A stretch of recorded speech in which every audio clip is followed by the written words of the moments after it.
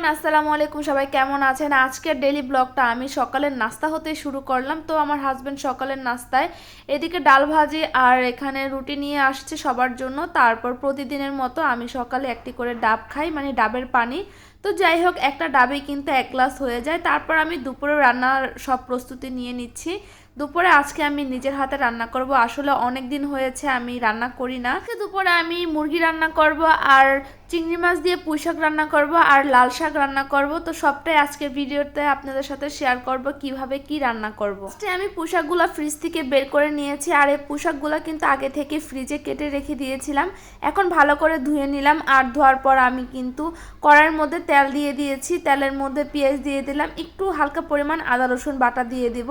আর আজকের এই চিংড়ি পুঁই শাকটা কিন্তু আমার হাজবেন্ড বেশ পছন্দ করে, তাই ভাবলাম যেহেতু ঘরে ছোট ছোট চিংড়ি মাছ আছে আর সেই সাথে পুঁই শাক আছে, এই রেসিপিটা আমি রান্না করি, আমার হাজবেন্ড অনেক বেশি খুশি হয়ে যাবে। আর আমি কিন্তু প্রতিদিন রান্নার মধ্যে আমার হাজবেন্ডের কথাটা বিশেষ করে চিন্তা করি যে ওনার কোন আইটেমটা বেশি পছন্দ, সেই একটা আইটেম আমি প্রতিদিন দুপুরে রাখার ট্রাই করি। এই গুঁড়া চিংড়ি মাছগুলো কিন্তু আমি এই মশলার সাথে দিয়ে দিলাম একটু ভাজা ভাজা হওয়ার জন্য। এই ভাজা ভাজাটা কিন্তু আগেও করানো যায়, আমি একসাথে মশলার সাথে কষিয়ে করে নিলাম।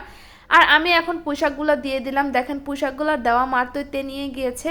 আর এই তো একটু ঝুলঝুল রাখলে ভালো হবে। আর এখন আমি লাল শাকগুলো রান্না করব। আর আমার কাছে কিন্তু সব সবজি আগে থেকেই কেটে আমি ফ্রিজে রেখে দিই, যখনই আনে তখনই। আর রান্না করার সময় অতটা ঝামেলা লাগে না, তো সময় খুব ইজিলি ভাবে কিন্তু ফ্রিজ থেকে সবজিগুলো বের করে রান্না করা যায়। লাল শাকগুলো আগে থেকে সিদ্ধ করে নিয়েছিলাম হালকা একটু লবণ দিয়ে। আমি কোনো পানি দিয়েই কিন্তু সিদ্ধ করি না, কারণ লাল শাক থেকে এভাবে অনেক পানি ওঠে।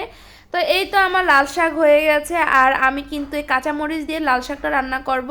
যদি শুকনো মরিচ দিয়ে করা যায় তাহলেও কিন্তু অনেক বেশি ভালো লাগে, তাই আমি একটু গুটিয়ে দিতেছি যাতে শাকগুলো একটু লেতা লেতা হয়ে যায়। তারপর আমি মুরগির মাংসগুলোকে একটু লবণ দিয়ে মাখিয়ে হালকা একটু তেলের মধ্যে ভেজে নেব। তো এটা কক মুরগি ছিল, সেই ক্ষেত্রে না ভাজলেও পারতাম, তারপর একটু ভেজে নিলাম। আমার মা বলতেছিল যে একটু ভেজে নে তাহলে ভালো লাগবে খেতে, তাই তো আমি মুরগির মাংসগুলোই ভেজে নিলাম। আমি কখনো কিন্তু কক মুরগি ভেজে রান্না করি না, হয় ব্রয়লার মুরগি রান্না করা হয় তখন এই মাংসগুলো ভেজে নিলে কিন্তু ভালো হয়।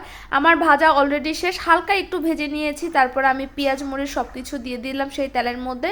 দুটা তেজপাতা আর একটা গরমের মশলা দিয়ে দিলাম। আর হলুদ ফাঁকি মরিচ ফাঁকি তো অবশ্যই দিতে হবে। আদা রসুন বাটা একটু পরিমাণে বেশি দিব, কারণ আমি মুরগির মাংস হোক বা গরুর মাংস হোক দুইটার মধ্যে কিন্তু একটু আদা রসুন বাটাটা বেশি দেয়, আমার কাছে বেশি দিলে ভালো লাগে। তারপর আমি পরিমাণ মতো লবণ আর পানি দিয়ে দিব। আর পানি দেওয়ার পর আমি কিন্তু আলু দিয়ে রান্না করব আজকের মুরগির মাংসটা। আমি কুটি কুটি করে আলু কেটে রেখেছিলাম। তো এই তো আজকে আমার সারা দিনের কাজ আর দুপুরে রান্না।